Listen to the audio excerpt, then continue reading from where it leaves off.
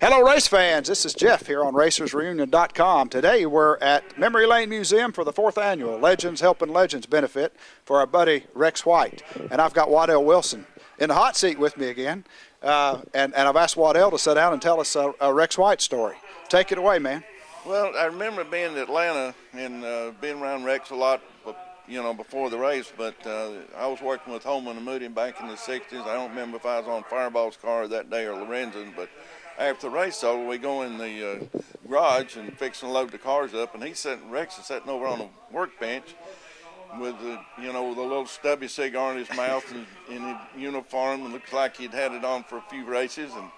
And anyway, he said, "Waddell, come here, I want to show you something." So he jumped off the workbench and had the car pulled in there in front of him, raised the hood up on that Chevrolet, and he said, "Look at this.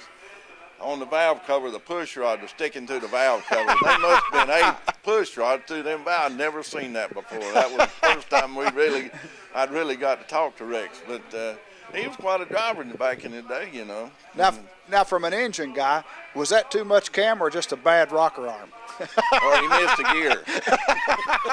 He launched them if they all come through there, didn't he? I don't know, but that was how first got to talk to him really, one-on-one. But that was quite a show to see that valve cover with all them push rods sticking to it. Looked like a porcupine. You said something there about Rex, and he is quite a competitor. When you meet Rex White today, he's such a nice fella, and it's hard to imagine the fierce competitor that he had to be to do what he did when he did it, because he was racing against some really good talent, and he did extremely well. Back in the day, talking about back in the 60s, early 60s, on into 70s, I mean, we had some heck of race car drivers, Yep. You Waddell and Turner and Fireball and Lorenzen and Rex and I mean, you could go on and name, I don't know how many more drivers. It was really, really, like you're saying, fierce competitors. Yep. And, when he come along there running against them guys, he was running against the best. He was, wasn't he? Yeah. And to talk to him today, he just seems like he's such a mild-mannered guy, but he had to have that eye of the tiger, or that, he had the desire to do it. But it's really good to get to talk to guys like you. That you're still tuned in to what's going on now, and you can talk about the way it was then. I got to ask you something. I'd be remiss if I didn't ask you what everybody's been talking about for the last week or so, and that's Carl Edwards and Brad Keselowski.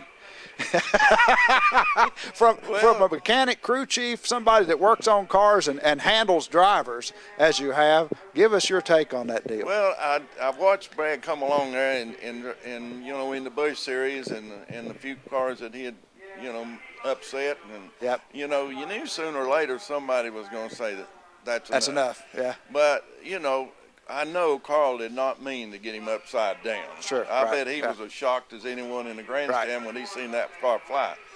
But he knew he had got knocked out early, and then he had knocked out the 20 car. Right. Edwards had, so he was upset with that, and he says, if I catch him today, I guess that's one of them times, being a crew chief, whenever I seen the drivers upset, I'd try to talk to them and say, hey, let it go. Chill, yeah. But I guess he said that's enough. So, I hate it happened, but, it's just one of those things that happens on a racetrack. Well, now let me ask you this. What do you think about NASCAR's position on that? You got any comment about the penalty that they imposed? I guess I was surprised the way it, come down. But on the other hand, after you think about it, I think it was probably fair about it. They try to take everything into consideration, and they try to be as fair as they can about it when they do these things. Well, that penalty there would be more fitting for the pit road infraction than what happened on the track. I mean, because that's really kind of a tough deal for you to go the opposite way on pit road like he did. Well, if you look at the whole race from whenever, Brad spun, took Kyle out basically. Uh-huh. I mean, he could have given him room there. Yeah. And I think that's where NASCAR went back to and seen that, said, there was no give there. Right. And, it's hard to know what was going through their mind, really, yeah. though. There's a guy that wrote a song that he sent me a copy, and we play it on our radio channel. Ron Pastano wrote this song. It's called Devil in Your Helmet. And it was written about race car drivers, and every now and then they get that devil in their helmet, Big time. And I think it happens to everybody, at some point. Well, it does. I mean, you go back in the 60s, and everybody everybody had respect for everyone, and somebody come along and they decided they going to spin people out.